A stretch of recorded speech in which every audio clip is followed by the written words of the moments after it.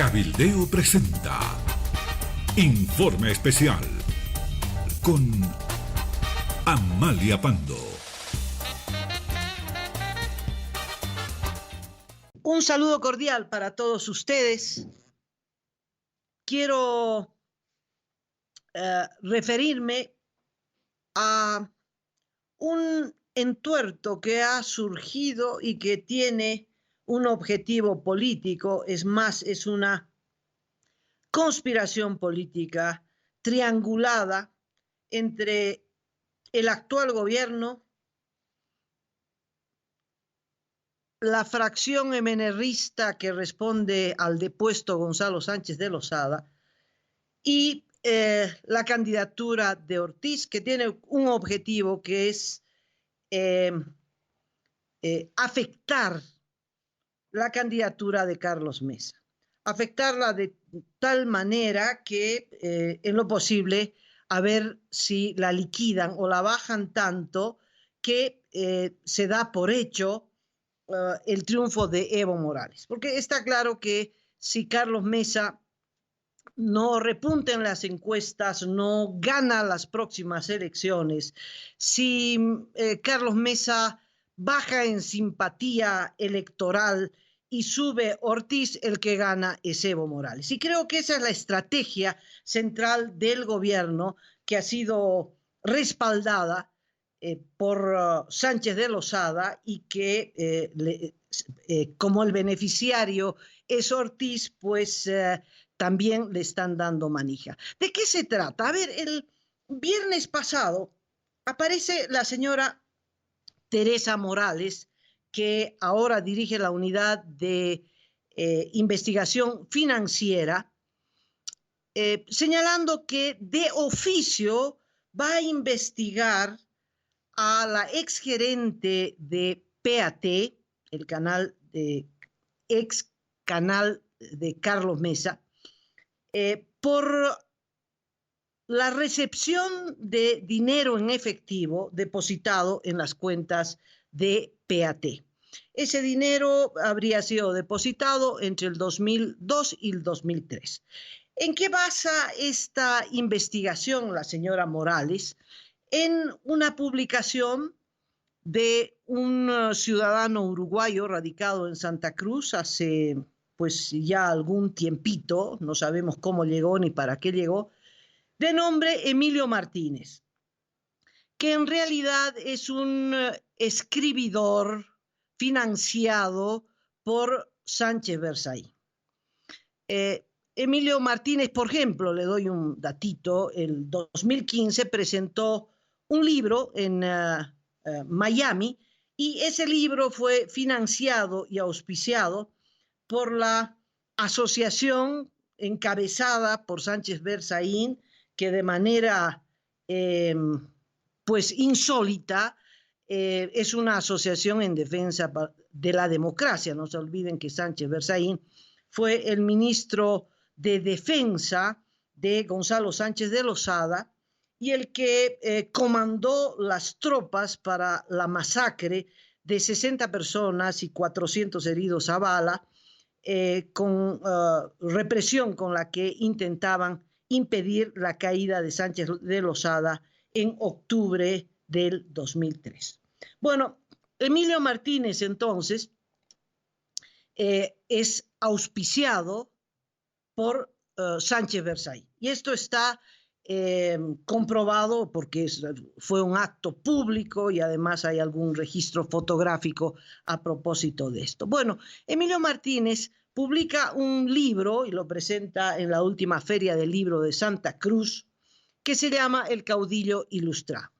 En este libro hay un acápite que hace referencia a las constantes denuncias que ya venía haciendo Mauricio Balcázar.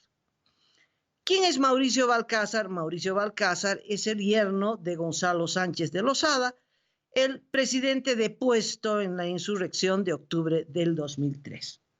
Bueno, Mauricio Balcázar desde el 18 viene diciendo que el MNR le pagó a Carlos Mesa para que Carlos Mesa acepte ser el candidato a vicepresidente, complementando el binomio junto con Sánchez de Lozada en las elecciones del 2002, y que Carlos Mesa había solicitado una compensación por su retiro de PAT. Carlos Mesa, como esta es una historia vieja, las personas que tienen 30 años, 25 años, que votan, en fin, eran muy jovencitos, muy chiquitos, cuando esta historia se desarrolló. Entonces, tal vez muchos no saben que Carlos Mesa fue un destacado, tal vez el más destacado periodista de los años 90, un gran entrevistador, y que formó un canal de televisión PAT que era un canal muy influyente, y que siendo el número uno de la pantalla chica, Carlos Mesa aceptó ser candidato a la vicepresidencia junto con Gonzalo Sánchez de Lozada en las elecciones del 2002, y que en esa elección pues ganó Sánchez de Lozada y Carlos Mesa se convirtió en vicepresidente de la República. Bueno, Mauricio Balcázar dice que esa candidatura a vicepresidente no fue gratuita, sino que Carlos Mesa pidió una compensación económica y que el MNR se la pagó. Y últimamente Mauricio Balcázar, el 31 del mes pasado, es decir, hace 8 días, apareció en un programa oficialista, porque todo esto está coordinado, no hay nada casual, en el programa No Mentirás, ratificando otra vez esta misma historia, que el MNR le había tenido que pagar porque Carlos Mesa los extorsionó, que si no le daban esa compensación, que llegó a $800,000, entonces Carlos Mesa no iba a aceptar la candidatura a vicepresidente, y que el MNR, ya ganada la elección, tuvo que pagarle ese dinero en el periodo 2002-2003, es decir, hasta antes de la caída de Gonzalo Sánchez de Lozada. Es evidente que Gonzalo Sánchez de Lozada y su vocero, su yerno, Mauricio Balcázar, y el que fue el ministro de Defensa, Carlos Sánchez Berzaín, están sangrando por la herida, han encontrado el momento preciso para la vendetta histórica. ¿Por qué? Porque no le perdonan a Carlos Mesa la actitud que tuvo en 2003, cuando Gonzalo Sánchez de Lozada, Berzaín en el Ministerio de Defensa, Kukoc en el Ministerio de Gobierno y por supuesto Mauricio Balcázar, que era el vocero del entonces presidente, masacraban al pueblo. Carlos Mesa dio un paso al costado, no renunció, dio paso al costado. Dijo, yo no me comprometo, no estoy de acuerdo con lo que están haciendo. Rechazo las muertes y condeno la violencia, etcétera, etcétera. Entonces, cuando cayó Sánchez de Lozada, Carlos Mesa se benefició con la sucesión presidencial. Él y la República, porque de lo contrario se hubiera entrado a una situación muy difícil, ya que en ese contexto era casi imposible que le entregaran el poder al presidente del Senado o al presidente de diputados, que eran miembros de los partidos censurados entonces, el MNR y el MIR. Entonces, Carlos Mesa tomó el gobierno el 2003, en octubre del 2003, y esto no le perdona el MNR. Estoy hablando de la fracción gonista. Y Mauricio Balcázar y Sánchez Berzaín consideran que es el momento de la vendetta, y por eso sacan a relucir esto. Pero claro, viniendo de Mauricio Balcázar, aunque lo repitió y le dan bola a los canales del actual gobierno y reproducen sus declaraciones, etcétera, etcétera, pues no tuvo mayor impacto. ¿Qué es lo que tuvo impacto? el libro que escribió Emilio Martínez. Emilio Martínez publica, reproduciendo la denuncia de Mauricio Balcázar, dice que hay 53 boletas de depósito que a través de las que se depositó supuestamente esta plata, estos $800,000 de monto del que habla Mauricio Balcázar. Es decir, que el dinero que el MNR le entregaba a Carlos Mesa era depositado en las cuentas de PAT. Y dice, hay 53 boletas de depósito, y esa es la prueba. La prueba son 53 boletas de depósito. A raíz del libro, María Teresa Morales dice, ya que hay esta denuncia pública impresa en un libro, voy a seguir de oficio la investigación.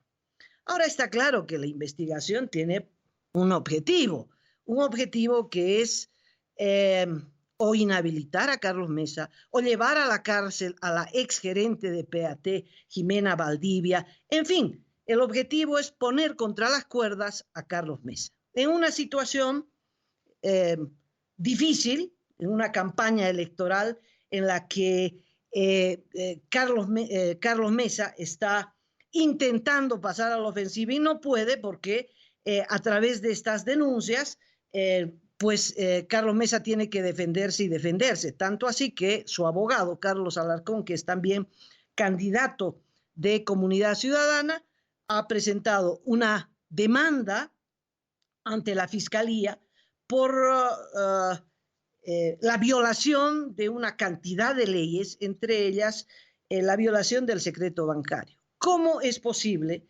que este señor Emilio Martínez tenga boletas de depósito de una empresa privada, de PAT, que son de hace 16 años, ¿no?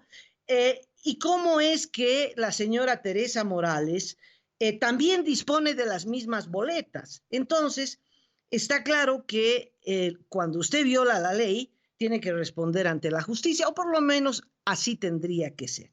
Entonces, un periodista sagaz como Rafael Archondo dice, sí, Carlos Alarcón va a presentar una denuncia porque este señor Emilio Martínez y la señora Teresa Morales están exhibiendo 53 boletas de depósito de dinero en las cuentas de PAT, quiere decir que las boletas existen.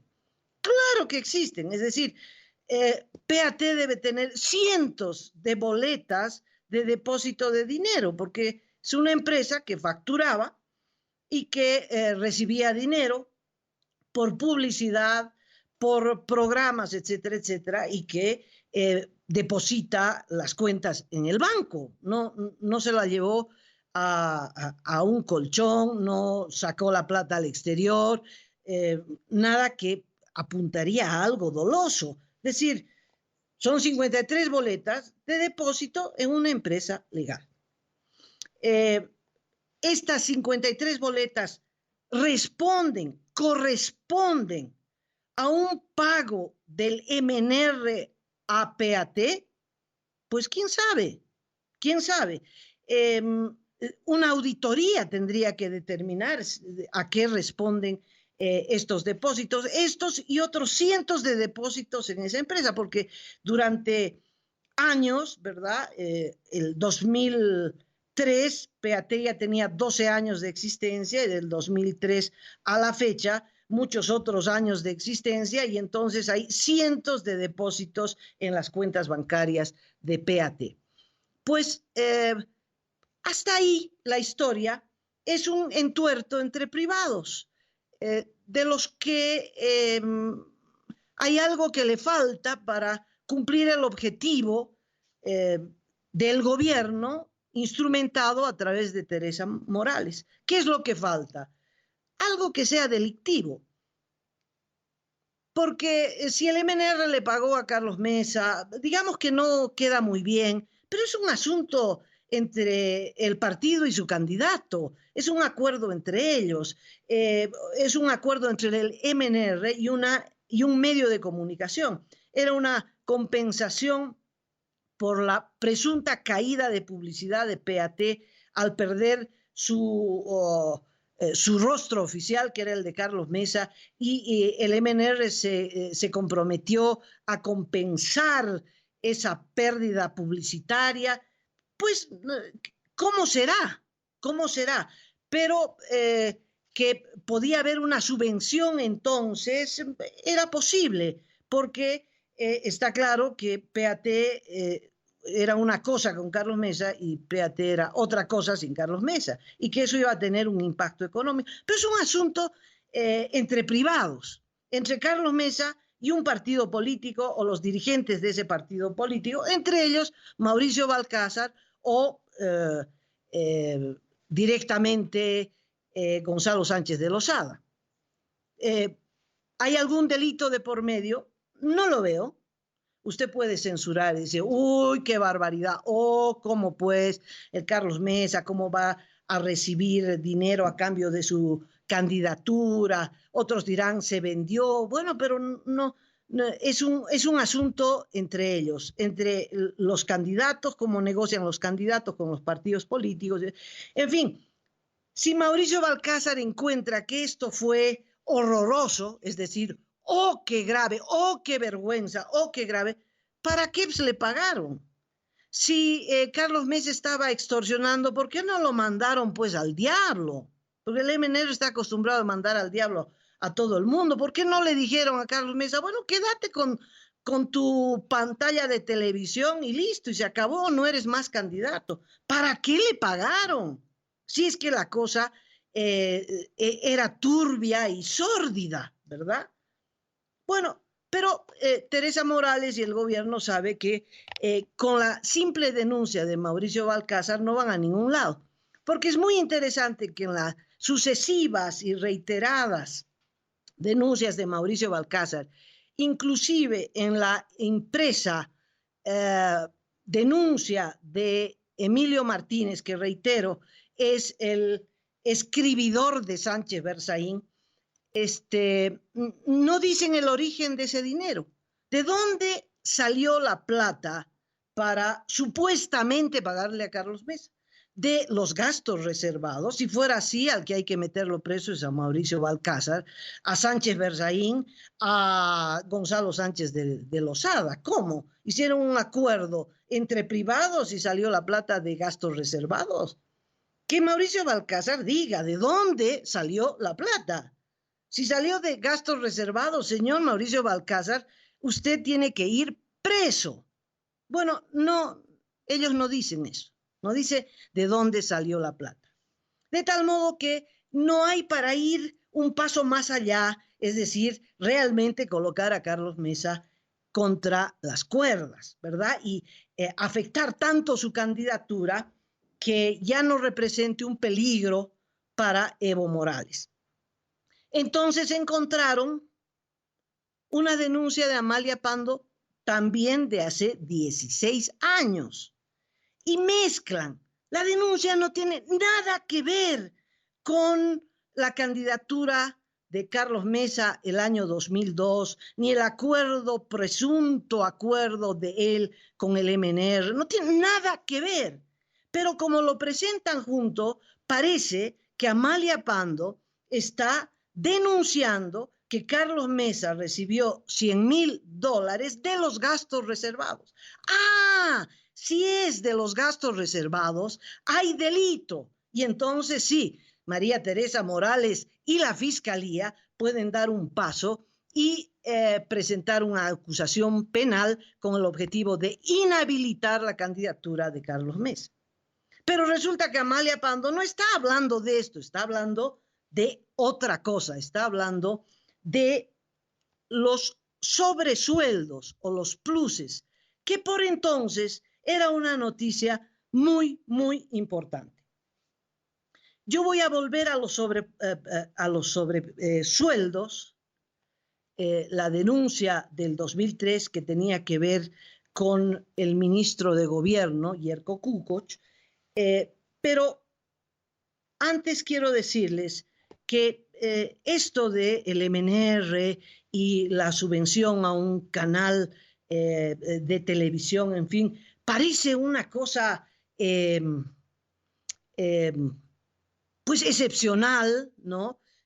Claro, en un traje blanco, una manchita, como resalta, ¿no? Pero si el traje es completamente negro, plomo y huele a podrido, pues una manchita más no le hace nada. Y es lo que pasa en el gobierno de Evo Morales, porque a propósito de subvenciones, por favor, de el actual gobierno a medios de comunicación y otros negociados de corrupción monumentales, hay muchísimos, hay muchísimos.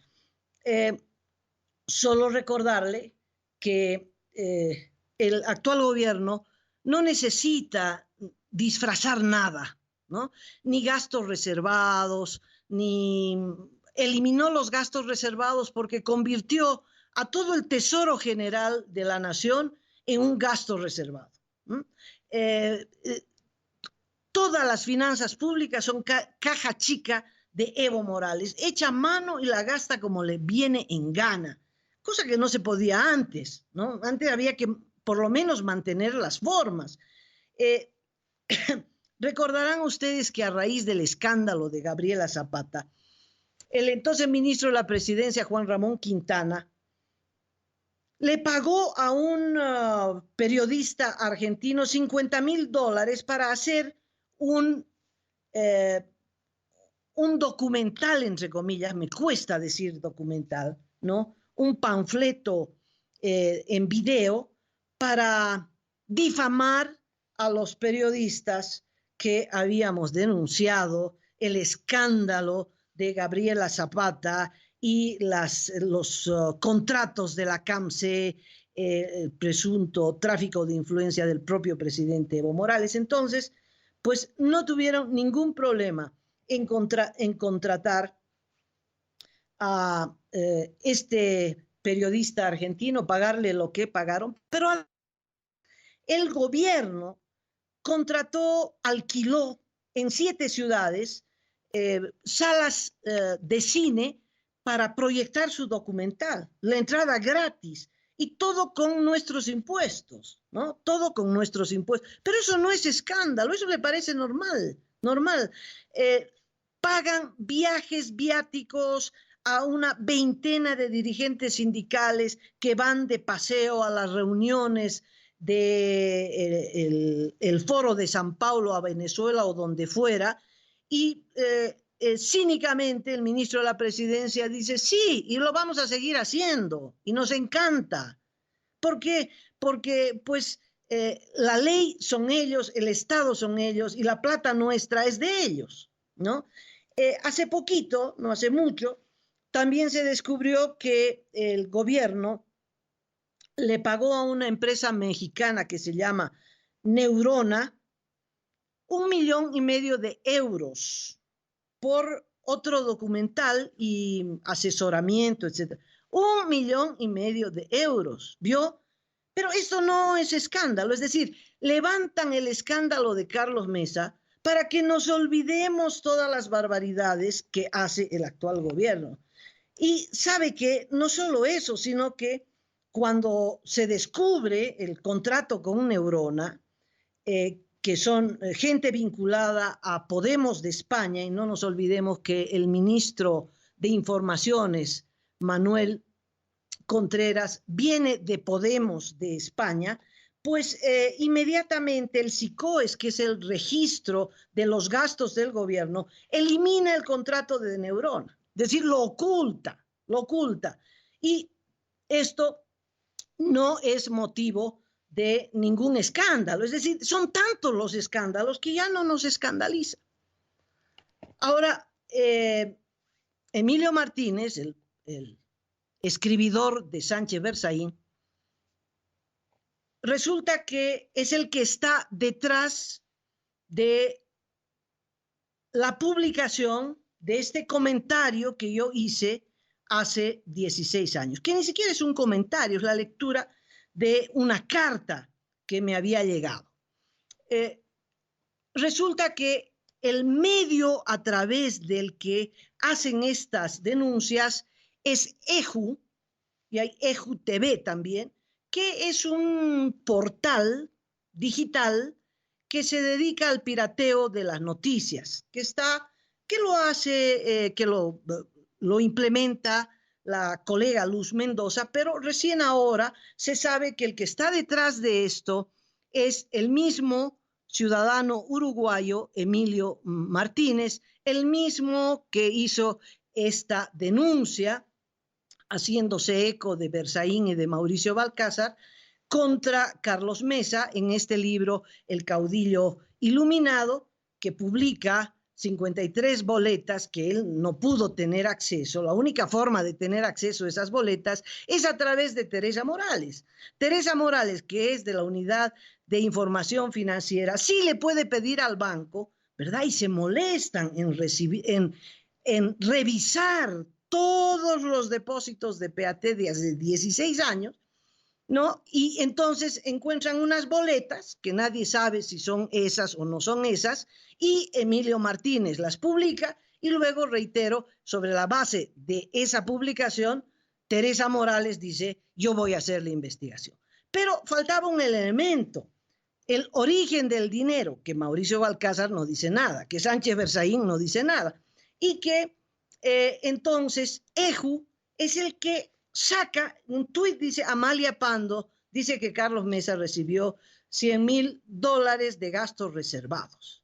Y luego publican un video también, o sea, se han molestado. Fíjese usted el grado de conspiración, ¿verdad?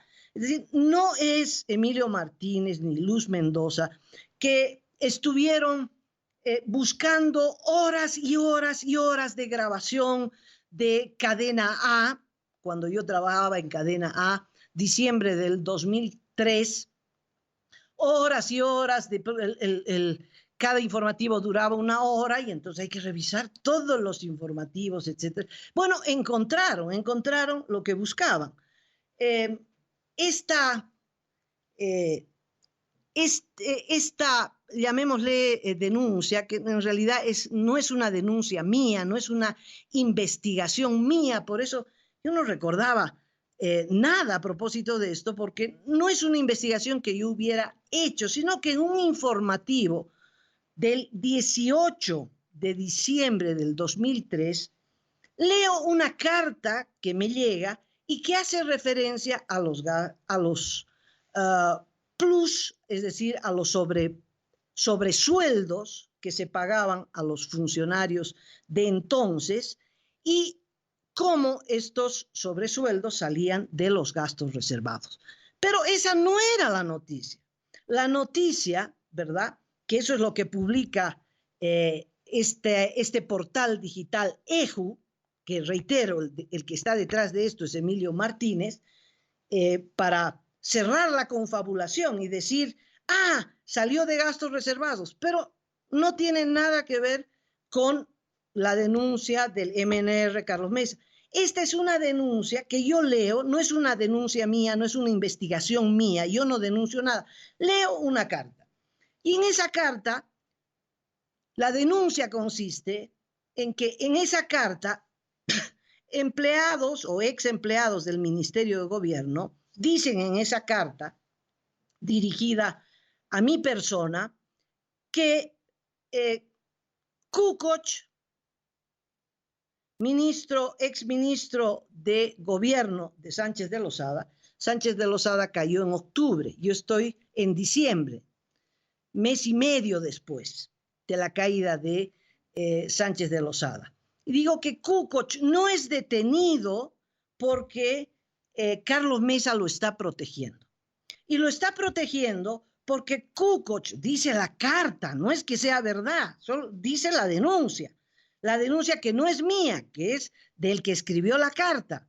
Dice que Kukoc tenía unas boletas que probaban que Carlos Mesa había recibido sobresueldos y que la vicepresidencia, no Carlos Mesa, la vicepresidencia tenía una asignación de $100,000 y que de esos $100,000 Carlos Mesa recibía un sobresueldo de $7,000 al mes. y luego todos los que trabajaban en la vicepresidencia, fulanito, 4.000, sutanito, etcétera, etcétera, etcétera. Pero que Carlos Mesa recibía 7.000 $7.000 de sobresueldo y que Kukoc lo tenía, ¿no? Extorsionado, y que por eso Carlos Mesa lo protegía a Kukoc. Eso fue el 18 de diciembre. Bueno, resulta que no se publica, por supuesto, no se publica lo que pasó después, ni lo que pasó antes, ni lo que pasó después. Por eso esta información mía de hace 16 años está fuera de contexto. ¿Cuál es el contexto? El contexto es que cayó Gonzalo de Sánchez de Lozada el 17 de octubre. Que Kukoc era el ministro de gobierno al que el 9 de diciembre, es decir, antes de la lectura de esta carta, el 9 de diciembre hay un allanamiento. 9 de diciembre el gobierno es de Carlos Mesa. Hay un allanamiento a una ferretería, y en esa ferretería, que es de un amigo de la infancia de Kukoc, que hasta el momento no se sabía dónde estaba, le encuentran un dinero en un maletín, dinero que salió del Ministerio de Gobierno y que se presumía que ese dinero era de los gastos reservados. Era dinero que se estaban sacando. Kukoc Sánchez Berzaín y Mauricio Balcázar y Sánchez de Lozada se estaban llevando dinero del país, dinero que estaba en el Ministerio de Gobierno, dinero de la asignación presupuestaria gastos reservados, se la estaban llevando. Y en un operativo encuentran este maletín.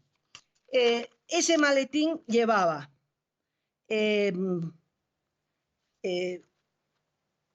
algún monto en bolivianos, el mayor, 1 millón y tantos de bolivianos, y otro monto en dólares.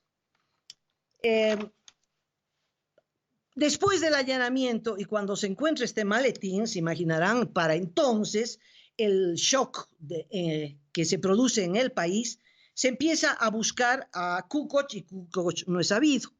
El 13, el 9 es el operativo. Martes, cae martes. El sábado de esa semana, Kukoc aparece en los medios de comunicación de Santa Cruz y reconoce que ese dinero es de los gastos reservados. Hay una declaración importante en la que Kukoc dice: había la posibilidad de que pueda conformarse un gobierno desde Santa Cruz y mi persona hacía la cancelación de los gastos.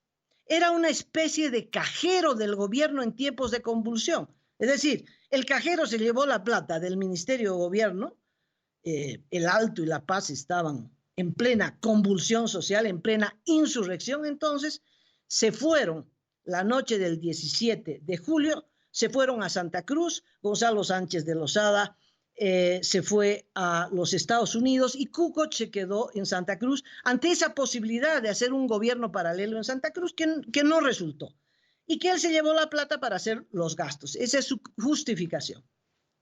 Y dice: en mi condición de ministro había que acompañar al presidente y lo acompañé la noche del 17 de octubre de Santa Cruz.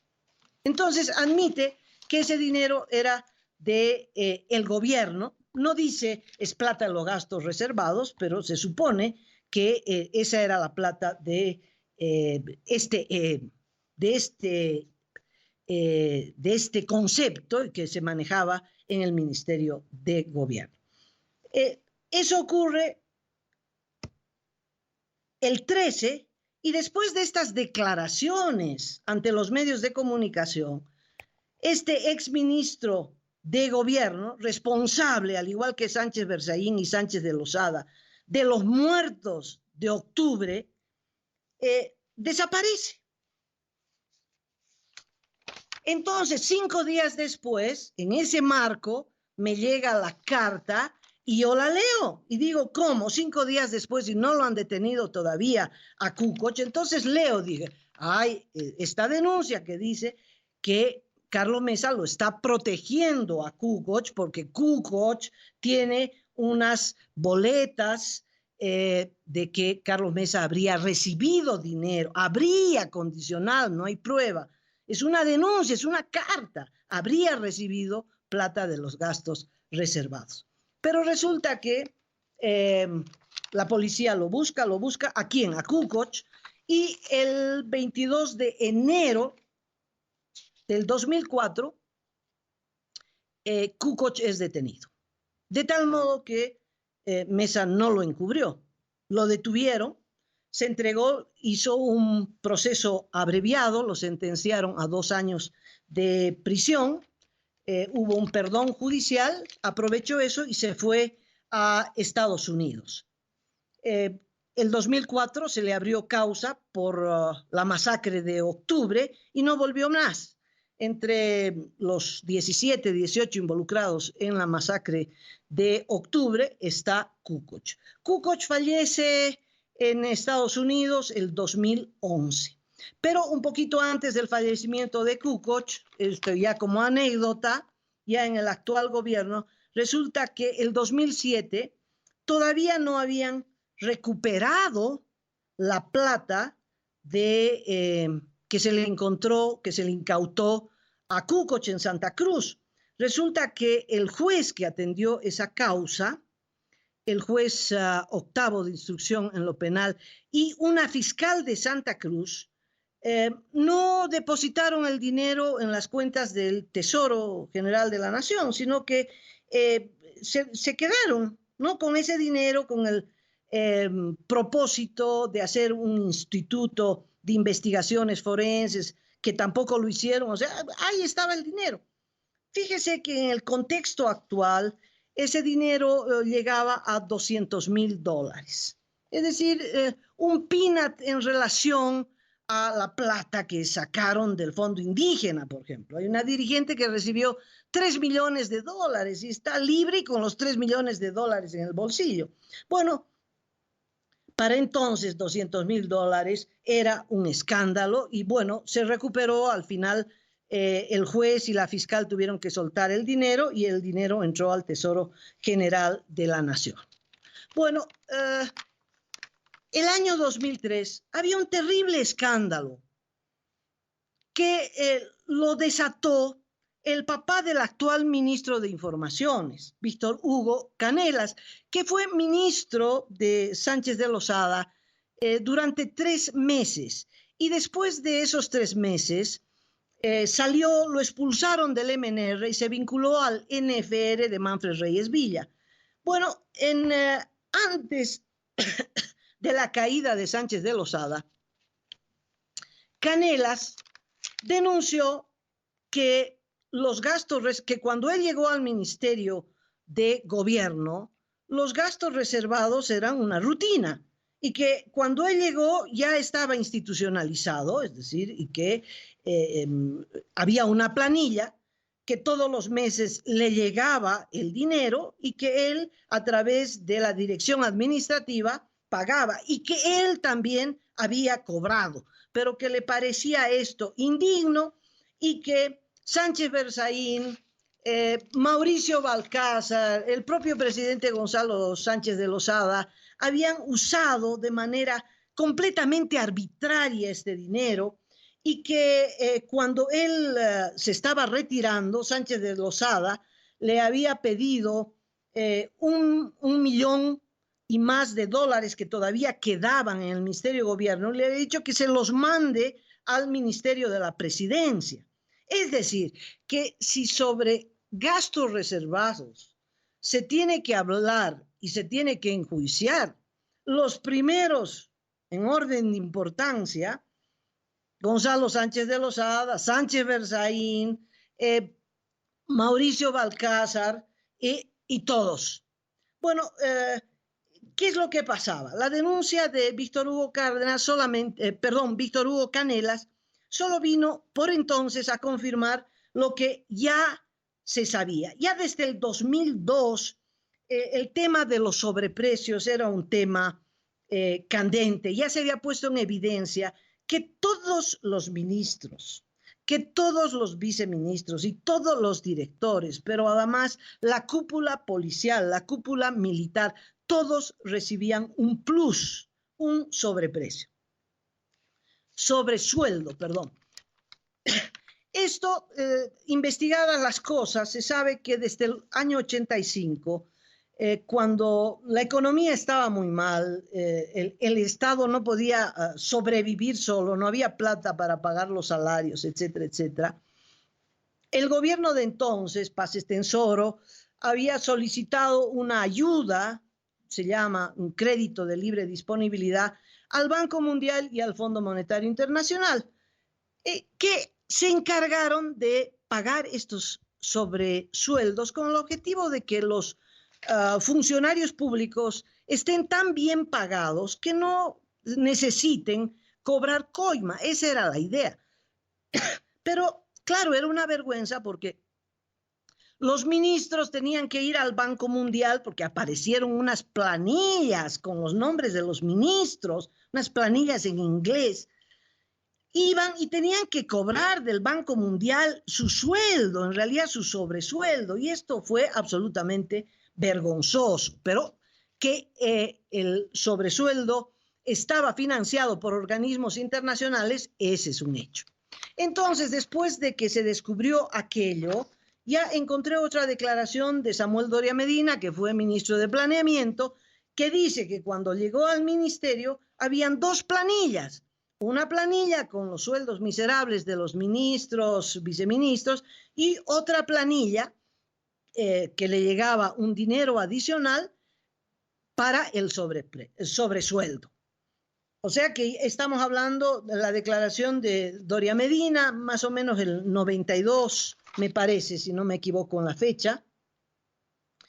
Y después se procedió ya con Sánchez de Lozada, se procedió a que el dinero asignado a los sobresueldos, financiado por organismos como el Banco Mundial, no vaya por planilla, por segunda planilla, sino que se envíe todo al Ministerio de Gobierno. Y allí los responsables de cada institución iban cada fin de mes, los llamaba el director administrativo, y les decía, bueno, venga a cobrar. Y entonces cada responsable iba y cobraba el monto total de la institución, iba a la institución y pagaba al ministro, al viceministro, al director.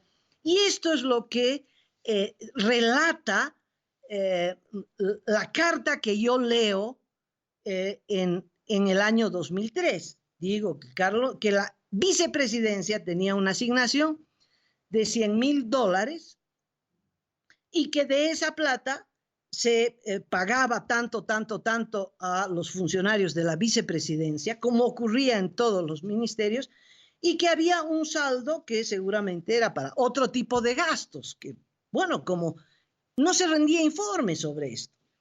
Hay una entrevista dramática, perdonen que me extienda un poquito porque esto es apasionante, de el periodista Gustavo Guzmán al entonces presidente del Banco Central de Bolivia, Juan Antonio Morales. Guzmán va con una planilla del Ministerio de Gobierno firmada por él y le dice, ¿usted, esta es su firma? Sí. ¿Usted cobró? Sí, cobró. Y Juan Antonio Morales dice, cuando yo llegué a la presidencia del Banco Central, esto ya estaba operando en el Banco Central y me da mucha vergüenza, porque dice, y quiero decirle, dice Juan Antonio Morales al periodista, y quiero hacerle un comentario un poquito personal.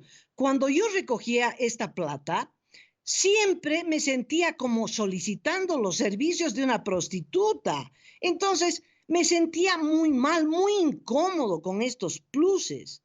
Y dice, ¿y por qué, si se sentía tan mal, usted iba a cobrar?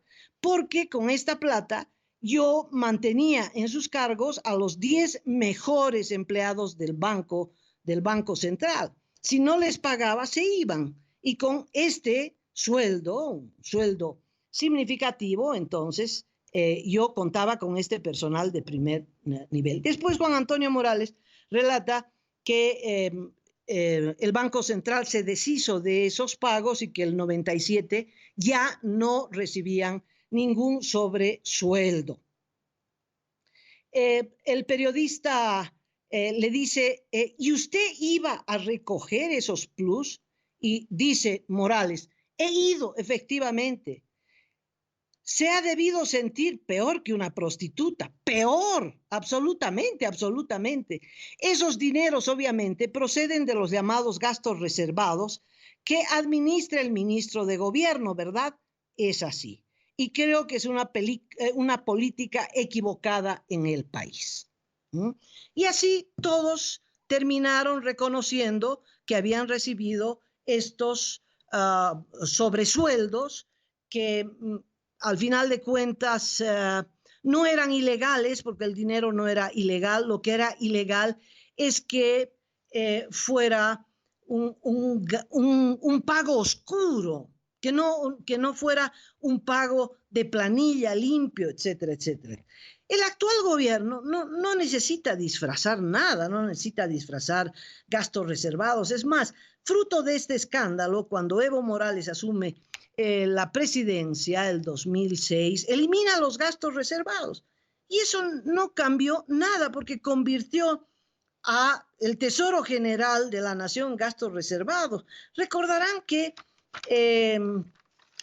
Hugo Chávez le regaló 300 millones de dólares. Es decir, tenía 300 millones de dólares Evo Morales para disponer como quisiera. Y eso es lo que hizo. Y no rindió cuentas absolutamente a nadie.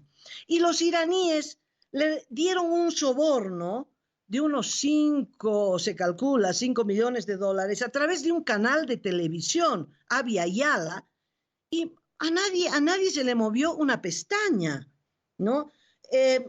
A eso se suma que hicieron un decreto para que se eliminen las licitaciones y los grandes contratos se hicieran a través de contratos directos, lo que significa un enjuague entre el gobierno y las empresas, y a raíz de esto salió Gabriela Zapata con sus millones de dólares sobre la mesa en Panamá. En fin, a Guillermo Fortún, porque el gobierno hizo 2 casos de gastos reservados, caso 1 y caso 2, 12 personas procesadas, entre ellas Guillermo Fortún, que tuvo digamos, la desafortunada decisión de querer candidatear para alcalde, y cuando dijo quiero ser alcalde, lo empezaron a perseguir, se fue al Perú, lo agarraron igual, y en prisión murió enfermo, en fin. Y Gabriela Zapata se quedó con su casa. ¿Usted cree que el gobierno decomisó esa casa a Gabriela Zapata? Sigue siendo de Gabriela Zapata. Se quedó con la casa de un perseguido, con el aval de su hija. Es que son historias muy sórdidas todas, ¿no? Muy sórdidas todas. Bueno, el tema es que los gastos reservados quedaron ahí. No solamente eso, después se supo que había un anexo D, y que las transnacionales, fruto de este anexo D firmado entre Yacimientos y las transnacionales petroleras, las petroleras también se hacían cargo del pago de consultores, cosa que el actual gobierno no necesita. El gobierno paga consultores nacionales, extranjeros, a diestra y siniestra, pero no necesita, primero tiene mucha plata, o por lo menos la tuvo, por los precios del gas, y entonces no necesitaba hacer estas piruetas. Los anteriores gobiernos, de una manera así, muy vergonzosa, le dijeron a las transnacionales que por favor anexo D, inclusive las transnacionales tenían que comprarles las computadoras a los empleados de Yacimientos y pagarles contratistas y publicidad. Recibieron publicidad fruto del anexo D, bueno, todos, El Deber, Radio Fides, todos los periódicos y también PAT, que eso es otra de las cosas que salta a propósito de eso. Bueno, en síntesis, no tengo nada que ver, ni la declaración, la lectura de una carta de denuncia hace 16 años, no tiene nada que ver con la denuncia que ahora presenta Teresa Morales sobre un posible acuerdo entre el MNR y Carlos Mesa para una compensación económica. Yo no he hablado de eso, ni se refiere a eso, y menos que ese dinero hubiera salido de gastos reservados. El que tiene que decir si salió de gastos reservados, ya que dice que sí que le pagó, pues es Mauricio Valcárcel. Y yo espero que también Carlos Mesa nos dé una conferencia de prensa y nos cuente, como yo le estoy contando ahora, qué ocurrió en esos días. Muchas gracias por haberme escuchado. Disculpen que me tomé más tiempo de lo debido, pero me parecía importante contarles esta historia y hacer esta aclaración. Con otro informe, hasta mañana. Cabildeo presentó Informe Especial con Amalia Pando.